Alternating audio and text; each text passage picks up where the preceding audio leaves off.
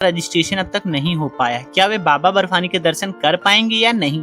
क्या जम्मू, श्रीनगर, पहलगाम और बालटाल में ऑन द स्पॉट रजिस्ट्रेशन की सुविधा मिलेगी? RFID कार्ड कहां बनेगा?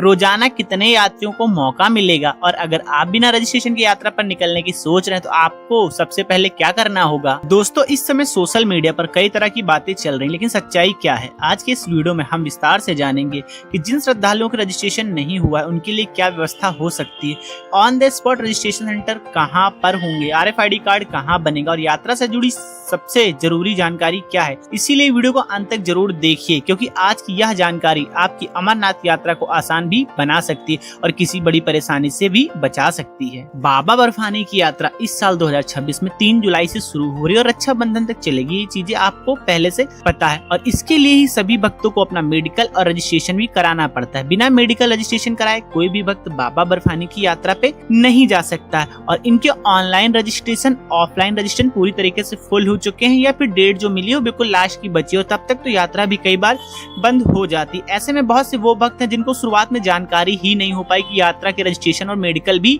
होते हैं। अगर होते भी हैं तो कब से शुरू हुए और कब खत्म हो गए, ये बहुत सी जानकारियां सभी भक्तों तक नहीं पहुंच पाती। ये भक्त जो पहले से अपनी यात्रा की प्लानिंग करते हैं, जो हर साल जा रहे हैं, उनको पहले से पता होती है, वो बराबर अपडेट चेक करते रहते हैं। बहुत से लोग एक इंसान से सुन के दूसरे इंसान से पूछते हैं, तब तक पूरी जो डेट है फुल हो जाती है। तो ऐसे में एक ऑप्शन आता है कि क्या जम्मू पहुंचने के बाद ऑन द स्पॉट रजिस्ट्रेशन हो पाएगा और कहां पे होगा।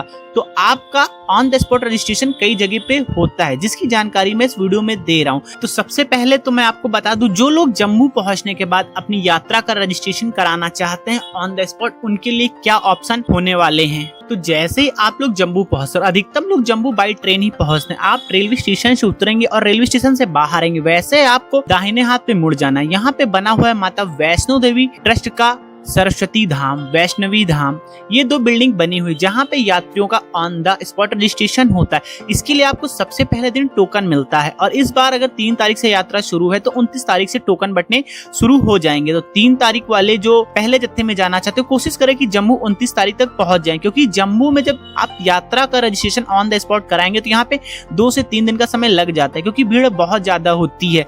तो अगर आप जम्मू पहुंचने के बाद अपनी यात्रा का रजिस्ट्रेशन कराना चाहते हैं तो कोशिश करें कि 2 से 3 दिन का एक्स्ट्रा समय लेके चलें। 2 से 3 दिन लग जाता है और इसके लिए रुकने के लिए मैं आपको बता दूं इसी वीडियो में सस्ते में, तो आप वैष्णवी धाम, सरस्वती धाम में ऑनलाइन बुकिंग कर लें। 200 रुपए में डॉर्मेट्री मिल जाती है, तो आप वहां 2 दिन रुकिए, आराम से अपना यात्रा का ऑन द स्पॉट रजिस्ट्रेशन करा सकते हैं। और यात्रा का जब आप ऑन द स्पॉट रजिस्ट्रेशन कराएंगे तो जैसा कि सभी यात्रियों को परमिट मिलता है, जो पहले से बैंक से अपना रजिस्ट्रेशन कराते हैं और ऑनलाइन कराते हैं, उनको यात्रा का परमिट मिलता है। लेकिन जब आप ऑन द स्पॉट अपनी यात्रा का रजिस्ट्रेशन कराते हैं तो वहां पे आपको परमिट नहीं मिलता है, वहां पे आपको सीधे RFID कार्ड ही दे दिया जाता है और उसी के सहारे आप अपनी बाबा बर्फानी की यात्रा कर पाते हैं। और जिन लोगों की यात्रा का रजिस्ट्रेशन पहले से हो चुका है वो लोग भी जम्मू पहुंचने के बाद अपना RFID कार्ड बनवाते हैं।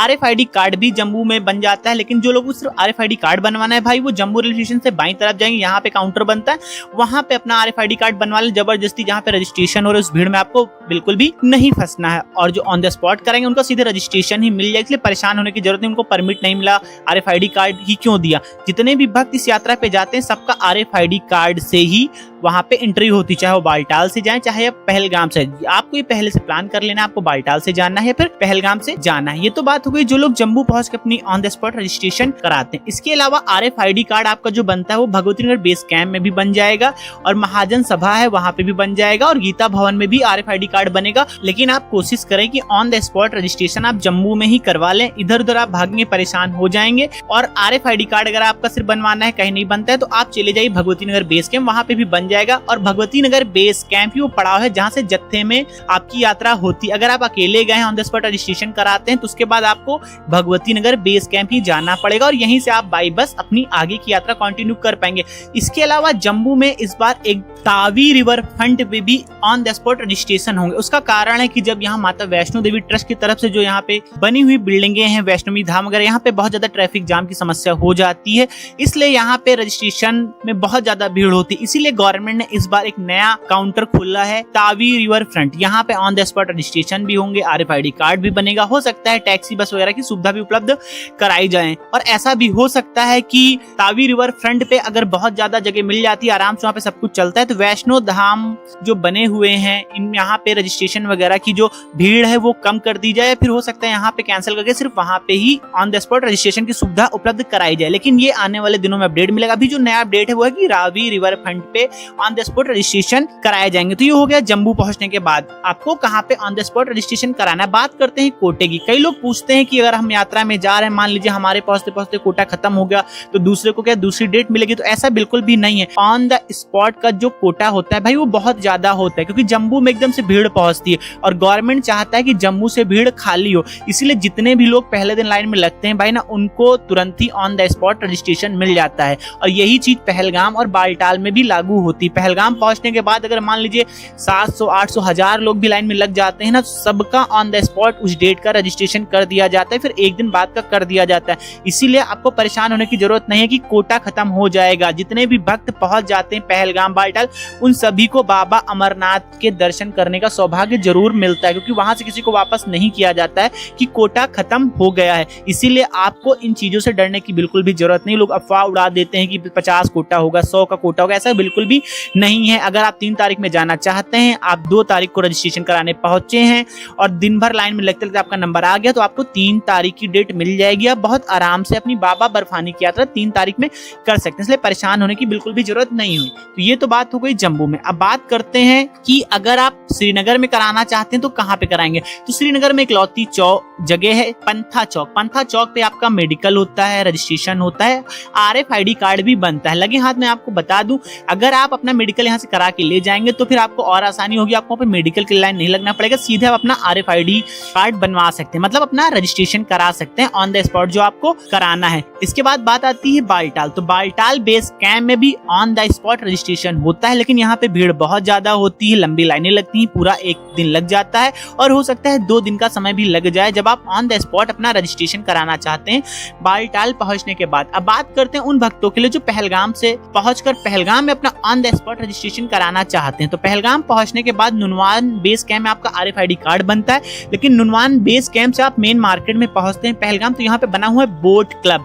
बोट क्लब बना हुआ है, बोट क्लब में आपका ऑन द स्पॉट रजिस्ट्रेशन होता है। और यहाँ पे जब आपको अपना ऑन द स्पॉट रजिस्ट्रेशन करवाना है तो आप समझ लीजिए कम से कम 2 बजे उठ के आपको लाइन में लग जाना है। रात से ही लंबी लंबी लाइनें लग जाती हैं, उसके बाद ही आपका जो मेडिकल है, रजिस्ट्रेशन, ये सारी चीजें हो पाती हैं। हाँ, यहाँ पे आपको एक समस्या जरूर देखने को मिलेगी। लोग लड़ने के लिए तैयार रहते हैं, आगे जाने के लिए तैयार रहते हैं, भीड़ बहुत ज्यादा होती, पूरा एक दिन आप परेशान हो जाएंगे, लेकिन आपकी यात्रा का रजिस्ट्रेशन जरूर हो जाता है, ये मैं आपको कंफर्म करे दे रहा हूँ। हाँ, लेकिन परेशानी आपको उठानी पड़ेगी। ऐसे में आपको अपने बच्चे साथ में अगर लेके जाना चाहते हैं, बच्चों को बिल्कुल भी लेके ना जाए। वैसे भी 13 साल से कम उम्र के बच्चे आप बाबा बर्फानी की यात्रा पर लेके नहीं जा सकते। कोशिश करें 18 साल से कम उम्र के बच्चों को भी लेके मत जाए, क्योंकि भीड़ में बहुत ज्यादा वो परेशान हो जाते हैं। तो दोस्तों, इस तरीके से आप जम्मू पहुंचने के बाद, बालटाल पहुंचने के बाद, पहलगाम पहुंचने के बाद अपना ऑन द स्पॉट रजिस्ट्रेशन करा सकते हैं। तो जो लोग बाबा बर्फानी की यात्रा प्लान कर रहे हैं, रजिस्ट्रेशन नहीं हुआ है, उनको परेशान होने की बिल्कुल भी जरूरत नहीं है। अपना अपना रेलवे का टिकट करें और पहुंच जाएं पहलगाम, बालटाल या फिर